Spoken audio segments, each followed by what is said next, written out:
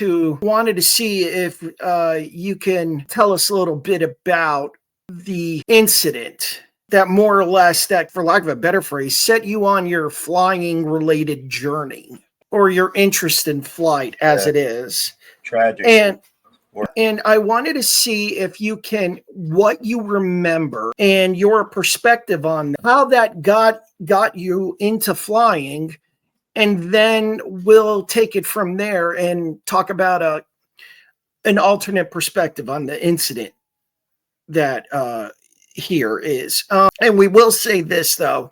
Well, I'm not going to hide anything. Spoiler alerts, nothing like that. I am going to say we're dealing with a tragic airplane crash.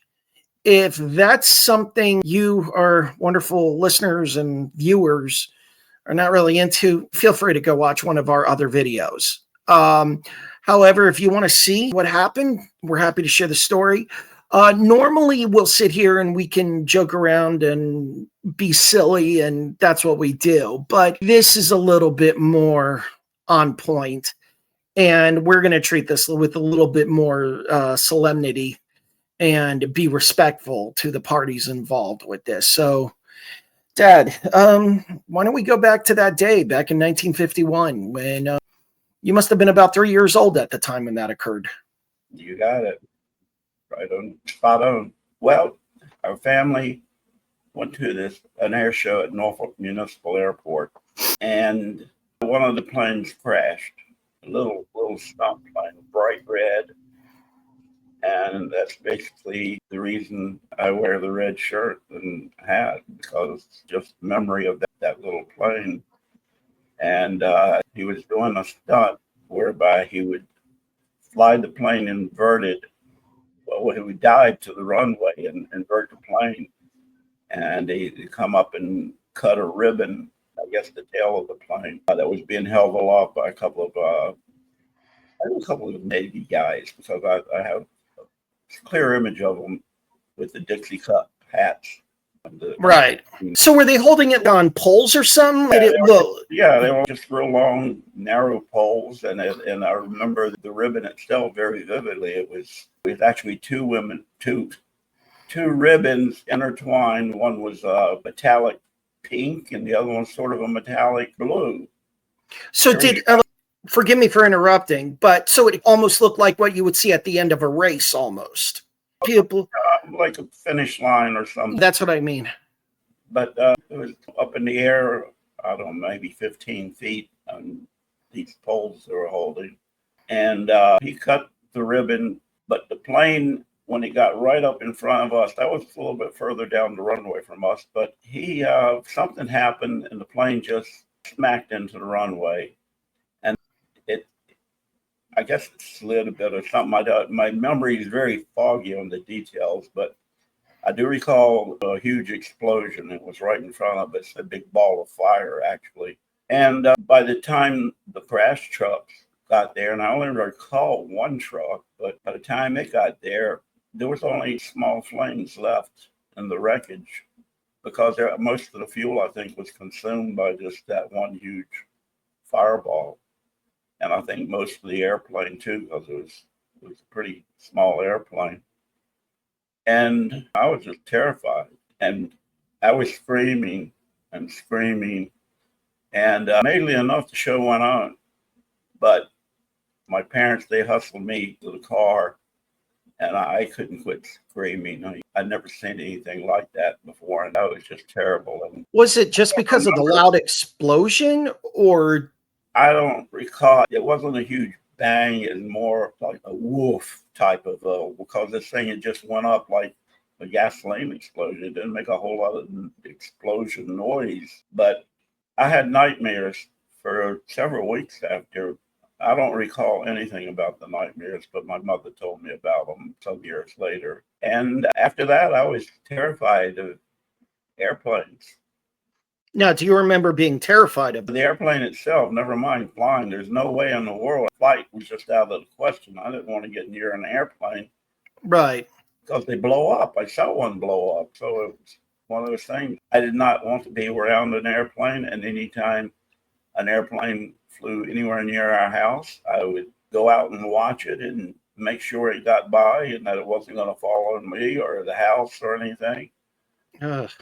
And we lived in a pretty busy aviation area. We had Norfolk Naval Air Station, we had the Norfolk Municipal Airport, we had the Oceana Naval Air Station, we had the Langley Air Force Base, and not to mention the general aviation airports around. So there was planes coming and going all the time.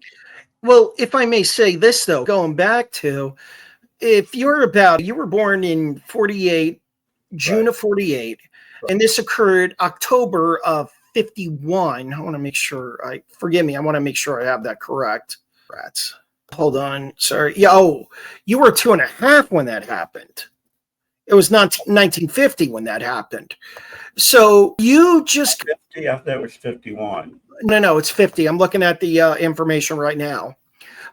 But that type of thing is traumatic, and it's your 2.5-year-old brain could not put the words into, oh my gosh, something crashed that shouldn't, something happened that shouldn't happen. And I don't think there's a guy, and I know that there's a guy in there, and I don't think he's going to be able to do this anymore or do anything anymore. And by now, a 2.5-year-old would know the classic touch the oven, you get your hand burned, so you don't do that again. I wouldn't guarantee that. But I would think on some level. So when you put all of those together. I mean, no doubt I had just seen a human die violently. Yeah. There was a pilot of the plane, and I also realized there's no way anybody could survive that. I mean, you feel the heat from where. Yeah. So you put all of those things together inside a 2.5-year-old child's brain. I mean, stay with them on some level. And again, it's not like that year-old can articulate what it is. This is bothering me because blank. I am very sad because somebody died. And I'm not trying to be funny about that. It's just kind of like is something very different. Well, whatever the reason, I was terrified. Right. Airplanes, flight, I couldn't imagine anybody easy enough to get in one of those things. And right. Routinely, and I couldn't understand that. Right. I remember when I was probably 10 years old, we went to Norfolk Municipal Airport to pick somebody up that was flying in, and we were waiting for the flight, and my dad and I went up to the observation deck at the airport. You could get a clear view of the runways and everything. And it was a big airliner, 4-engine, DC-7 or something like that. And there was a sky cap that came up to the observation deck on his break or something. And he asked me if on the airplane and look around. I actually ran screaming away from him. No. I knew do not get any closer to this than that monster down there. So I was just terrified in any sense of the word. I mean, talk about, it was the most intense fear I'd ever felt up to that point. Yeah. And I suppose I should fast forward, or we'll be at this all day. But fast forward to 1968. And in the winter of 1968, my mom had said to me, we go over to the Seafarers International Union Hall, it's just across the street, and we have our lunch over there sometimes. And one of the union guys over there said I told him I had a son in college, and he told her, well, we get college kids in here who work for the summer. They make pretty good money.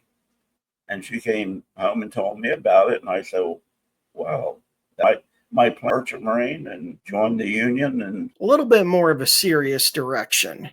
And it's going to be kind of interesting to get a job sailing on what they call coastwise vessels, maybe a tugboat or something like that they don't stray very far from home, So yeah, I would be able to attend the university in the fall. So I went down to Union Hall. I got the paperwork I needed. I filled it out. I applied. I went through, the background checks and all, the physical, and I got my Z card. And that was pretty much the start of my summer of adventure, I call it, summer of 68. After classes ended, I went to the Union Hall with Z card. I have long to wait, and the guy comes over and says, "We got a Asia.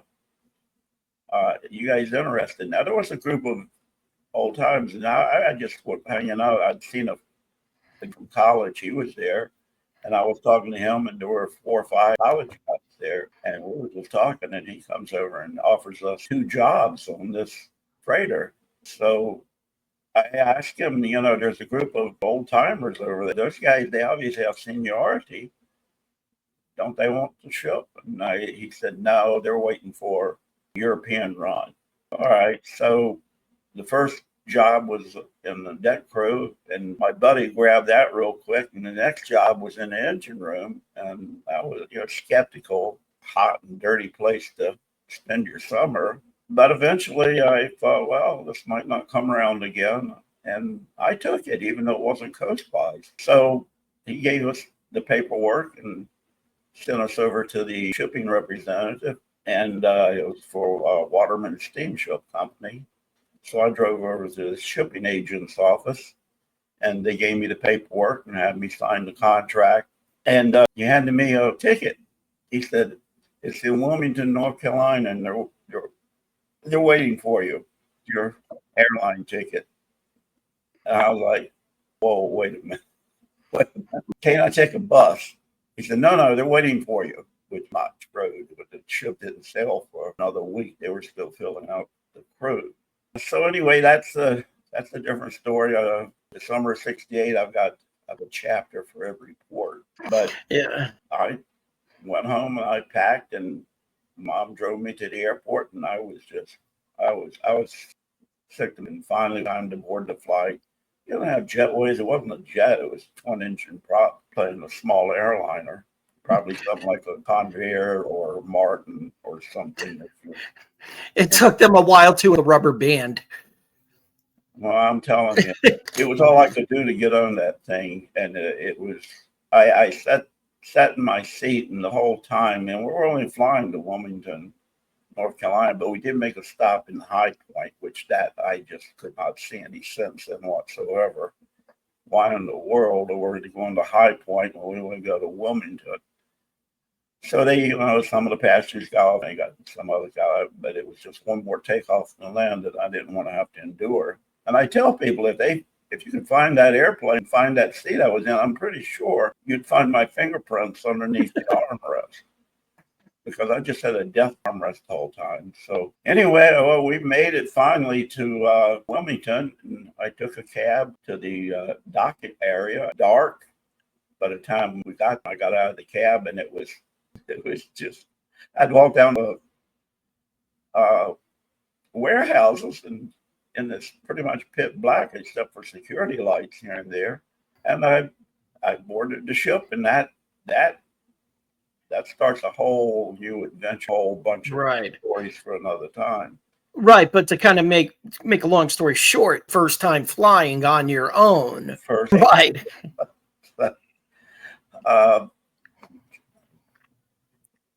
After that, I began to realize that I won't call it fear of flying, I'll call it terror of flying. That my terror of flying was not realistic. I was a psychology student. Yeah. I knew that this wasn't normal, and over it. So one of the things we'd study in psychology was this thing called immersion therapy. That's basically you immerse yourself in whatever your fear until you become familiar with it enough that you lose your fear. Right. So my obvious solution was take flying lessons. I decided I would do that, and after graduation, I began flying lessons. I think I graduated like in August of 1970. I think it's in like September, October. So I went to the what was used to be the old Portsmouth Airport. Now it's called Hampton Roads Executive Airport. Fancy. I decided I would try to decide between the Piper School or the Cessna School. And I thought the Cessna was kind of a cool looking airplane. It had a high wing, and you could see below you, sight see better. Yeah. Piper's had low wing. So it was called Aviation, and I went to the door, and I'd had a reason. I figured out. I figured we'd probably have about a month of ground school before you got into actual flying, because that's typical logical way of doing things, I thought. So I just said, well, I'll have a month of ground school under my belt, and I'll have a lot of knowledge, and then that new knowledge would help erase fear. So I went into the door, and there was an older gentleman behind a desk, which was behind the counter. And he stands up and he starts to walk over the counter. He says, "Can I help you?" And I said, "I want to take flying lessons." And he said, "Great."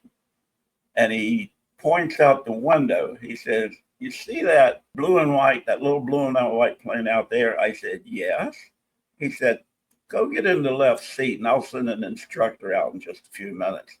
I said, "Oh, wait a minute. Whoa. What about flying? What about ground school? Don't we have to do ground school?" And he's shaking his head and waving his head.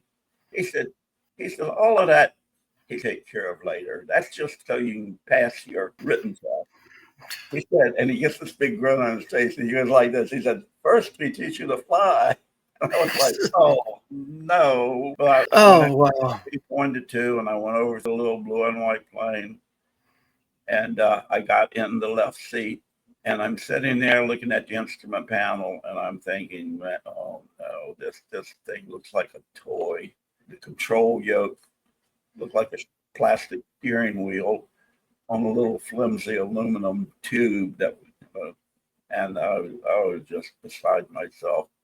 Oh, man. And pretty soon this guy comes out and he opens my door. He says, "Okay, hop out." And I said, "Oh, at last we have it." He said, "I'm going to teach you pre-flight this thing. Then we're going to go flying." And he taught me how to pre-flight the plane, and I got back in, and I was I was terrified.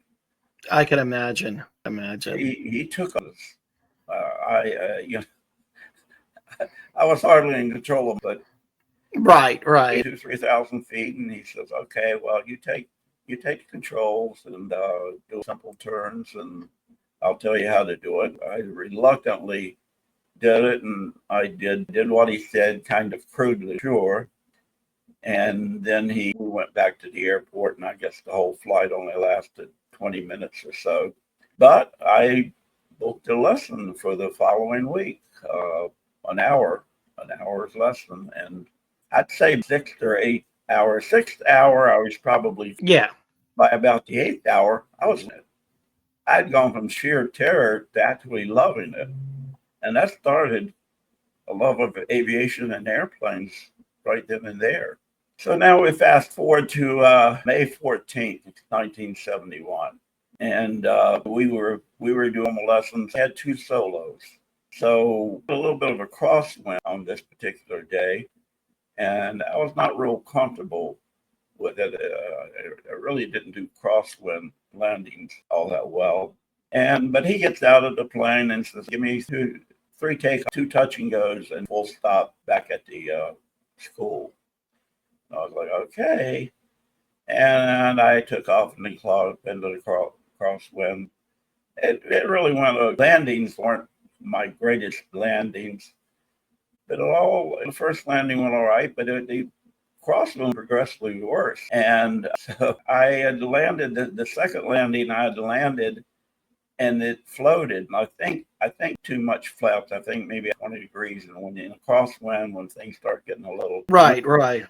you usually go back down to 10 degrees. It started floating, and as it's floating, it just doesn't want to get down. It's going to the left, on the ground.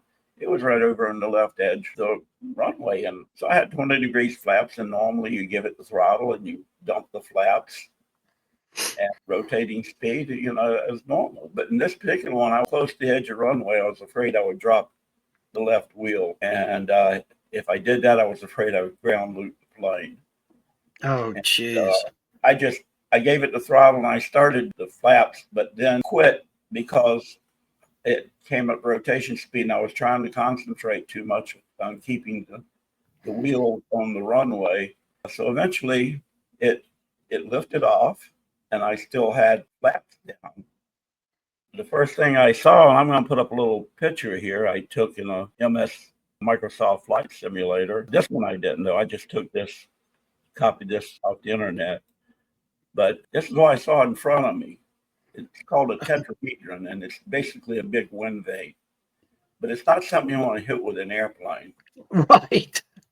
So I'm headed right for this. I'm still real low, obviously, because that thing's not very far off the ground. But I had to learn this trick from one of the instructors, and that is if you give a little bit of extra flaps, the plane will give it a little hop up and over. And I did that. I punched in some more flaps, and it hopped right over this tetrahedron, getting way off the runway now. So I'm gonna put another picture up. That was something like this. If you looked out the back, it was way off the runway. Probably wasn't quite that high, but I started kicking the plane back over the runway. But the nose kept going up and up and up. And I was trying to put pressure on the yoke, but it wasn't enough pressure. And pretty soon, a view like this. Now, I titled this "The Second Worst View You Ever Want to See in an Airplane." It's just like straight up blue. Yeah. Now I take the mouse. One thing is, see right there, you see the front of the side window. Down here, you don't see any earth. That's not good. You should, Right. And you look over here, you see it's kind of hard to see on this picture, but here is the horizon, and up here is the wings. And you over here is a very important one. You see this is the airspeed, and the airspeed is out of the green. You're not in the green, you're not going to be flying anymore. Gotcha. So and then you see this little white dot right in the center there, and you get closer and closer, and it says the word Sputnik on the side, and you know you're not going in the right direction. But I'm going to read something to you. I copied this actually from a YouTube channel. I took it from a YouTube channel called Free Pilot Training. That's the name of the YouTube channel. But they were doing a video about how to handle power stalls. Right. And this is a quote, but the instructor says, if you allow one or both wings to exceed their critical angle of attack, and you have a yaw or side slip on the airplane, in other words, you are uncoordinated, there's a good chance that the airplane will enter a spin. If you do this during the takeoff close to the ground, you will most likely die. The situation I was in right here, except I wasn't in a spin, at least not yet. And just to give you an idea, that happens, and it happens quite often in the simulator, this is what that looks like when you're first entering the stall. You can see a taxiway down the ground's pretty close, and there's no air. You can't recover at this. You've bought the wrench at this point. Now, do you think this is what the pilot you saw may have seen? Not that we're trying to be rude about this, but do you think that that's what happened with his airplane? No. I don't know what happened. Like maybe something broke or something, because he was only 15 feet above the ground, and he was going at a pretty fast clip. It just slammed into the ground all of us, almost like maybe something broke. I see. I don't know. But at any rate, I went from this view. I knew at this point in time I'd resigned myself to crashing, and I was actually starting to fall. And why the wing stall out on me, I don't know, but it stalled symmetrically. So just before this, as the stall warning horn is going out, as the airspeed is dropping, I dumped all the flaps, because I knew what was different about this takeoff was how these flaps. I don't know how many degrees of flaps I had, because the flap indicator is above the door up here someplace. And I wasn't about to my attention up there to see how much, what the degrees of flaps were. So I flaps all at once. And that's basically when the stall occurred. And I slammed the yoke against the instrument panel, just slammed it. And then I prayed that there was enough authority from the prop wash here over the elevators to recover from the stall. So then what happened then very quickly is the view turned to this. Oh, gosh. Now you see, if you look up here at the airspeed, it's still very, very. It's not flying speed yet, but I call it the worst view you want to know. Right. We went from the second worst view to the worst view, and at this point, terror really hit. I was really terrorized at this point. So I didn't look out here anymore. That was it. I looked at this gauge, and that was it. I already knew I checked the RPMs earlier, and I knew 2,400 RPM. So the problem wasn't with you, it was with my having too much flaps, I'm pretty sure. Right, right. But as this started to come up, then I would start to raise the nose just a little bit, ease back on the stick, ease back on the control yoke. And as the speed came up, I was easing the nose up as well, because basically I was trying to extend the distance from the airplane to the ground by putting the impact point up here instead of just Right. a bit further. And so as the speed came up, it got to the rotate speed. I was already, almost at that point, and saw the nose on this, on the attitude indicator here, go up above the horizon. And then at that point, I knew I had survived. Oh, that's good. So it's not over yet. But at any rate, finally I was climbing, and I looked at the side window, and I saw the treetops of the flight, Right. the approach. Yeah, they hacked out trees, so there were no trees directly where I was flying, but they were on either side of the airplane. And I saw the treetops just below the landing gear, and just at a height that was just below the landing gear. So I wasn't over the trees; I was over it. And so basically, what happened is I gained altitude, and I decided I was going to pattern and like I normally would. And normally, you would call the Unicom, which is an uncontrolled tower, but you had a frequency called Unicom. And all the other airports around, they use the same frequency. So basically, when you call the Unicom, you'd say, Portsmouth Unicom, this is Cessna. And in this case, I was flying 22 Sierra, 22S, which is the registration number. And I got it back under control and everything. But I picked up the microphone, and I realized I couldn't talk. I was shaking like a leaf. I knew if I keep that microphone, the only thing that's going to come out of me was a squeak. So I just took the microphone and tossed it into the seat, and I just flew the pattern without Right. radio advisories. And I landed it and pretty much greased that one. Best landing all day. And I was like taking. And I taxied over to flight school, and I shut it down, and I sat there for a few minutes trying to compose myself. And normally I would go back in and check in the pilot lounge, but I didn't. I went back to the car. Then I sat in the car. It took me a while before I felt like I had enough control over my body Unbelievable. to drive it home, because I'd been shaking. I was cold. I was totally wet with sweat, just totally wet with sweat. My shirt was soaked. I can't imagine, like, with everything that happened from the time you were, like, the traumatic, post-traumatic, whatever it was you dealt with, 2.5-year-old, to everything in between, to now you're literally in the very situation you never wanted to be in.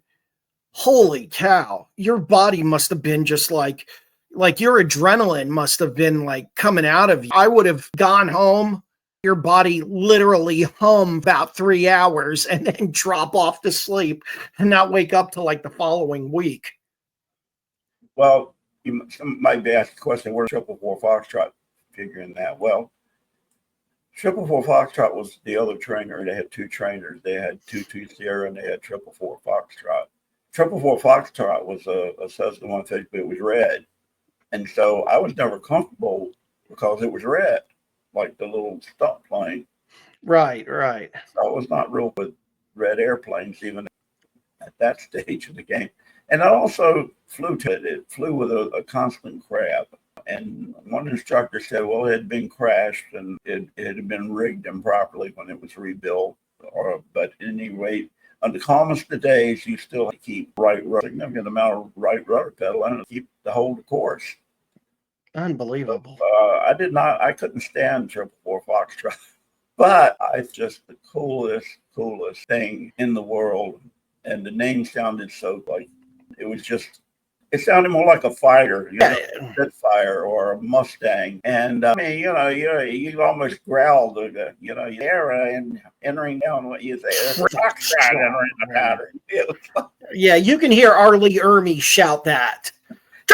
What is your malfunction? Yeah, to me, it just a macho sounding name. It was just, the full registration on it was November 6th, 444 Foxtrot, and that's where I adopted that as my gaming. Yeah, and we've covered that already. Word for Foxtrot name, but I just mentioned that. Of course, but I wasn't flying 444 Trot that particular day. Right. But the next week, I booked a plane at Reed Solos. You could just go flying on your own. You couldn't take a passenger, but you could fly on your own. And I decided, well, I'll just go joyriding for a week, because one day I wanted to make sure I could get back on this horse and ride it, because I don't want to have a relapse into my fear of flying. And I found Takeoff. I was very comfortable in it. Range with your mom, that would fly over her house and give them a wing wiggle as I flew by. So I'm headed over her house. I get so lost. I have no clue. Neighborhoods look exactly the same from there. And I flew over and back and forth. And they came out, watching me out there flying around. Well, I can't find them. And so finally I head back out toward, there was a water tower at Alexander's Corner. And once I got aligned with that water tower, and then turned back around, and I pretty much knew where the house was at that point. And I fly over. And was this the house on Beacon Road? Outside. They'd gone back inside because they'd already seen me fly by. Oh, gosh. Was this the house on Beacon Road? Yes. Oh, okay. Gotcha. So about 3 weeks later, your mom and I were, and you came very, very close to never being. It sounds like it. Holy. That the skin of my teeth. So that basically how I overcome flying and grew to love all airplanes. Aviation, really. Yeah. So, well, Dad, I was going to say, we're kind of past the end point of what we're at 43 minutes. I know we got long. It takes a while. Yeah. But next, we want to go back and go to the article, a couple of articles that I found about the actual day of the airplane crash. Yeah. So let's do that. All right. The next time. So anyway, folks, thank you so much for joining us. As always, please give a like, please subscribe, please share the videos with your friends. This is a history project where we're just talking about what life was like back in the pretty much the 50s, 60s, 70s, and maybe a little bit of the 80s, 90s, and whatever. So anyway, thank you so much for joining us. As always, this is our storyteller, my dad, Don Everett Smith Sr., and I am your host, Don Everett Smith Jr., and thank you for joining us, and have a great day.